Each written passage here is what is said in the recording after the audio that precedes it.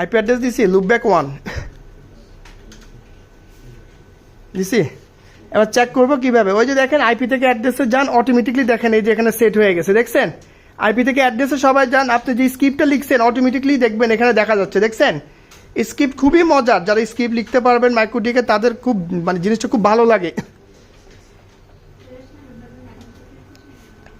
এখন দেখেন আইপি থেকে অ্যাড্রেসে গেলে আপনার ওই দেখেন 0 সাথে 1 দেখাচ্ছে, দেখছেন? পাইছি সবাই? কারো প্রবলেম আছে কিনা দেখেন, লুপব্যাক 1 চলে আসছে না?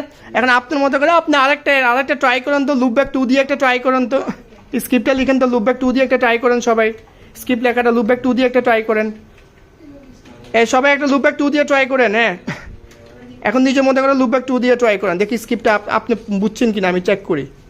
কীভাবে স্ক্রিপ্ট লেখা মাইক্রোটিকে শিখতে হবে না, কারণ সিস্টেম অ্যাডমিনের কাজ আপনি করতে হলে এগুলো শিখতে হবে, স্ক্রিপ্ট লেখা সবসময় তো সিস্টেম অ্যাডমিন করে দিবে না। একটা স্ক্রিপ্ট লিখলে আপনাকে ধরে ধরে ভিতরে ঢুকে করতে হবে, দিলে সাথে সাথে কাজ হয়ে যাবে।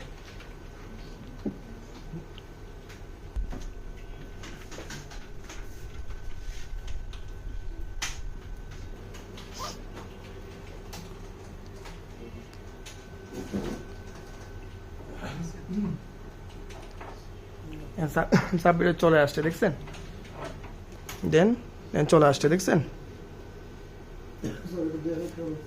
প্লাস করছেন, প্লাস মানে আমি কোন কোন ইন্টারফেসের ব্যান্ডউইথগুলোকে একটা ইন্টারফেসে আন্ডারে নিয়ে আসবো দেখাই দিব আমরা।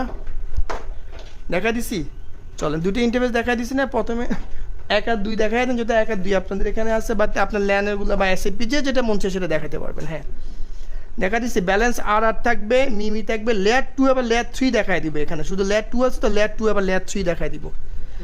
হ্যাঁ, লেয়ার 2 and 3। এখন অ্যাপ্লাই, ওকে। এখন আইপি থেকে অ্যাড্রেসে যাব, যাই এখন ডাবল ক্লিক করেন, ধরেন 6+24 ডাবল ক্লিক করেন, যে কোনো একটা আইপি অ্যাড্রেসের উপর ডাবল ক্লিক করেন, এই যে এখন ইন্টারফেসের জায়গায় বন্ডিংয়ের নামটা দেখাই দিবে, দেখছেন?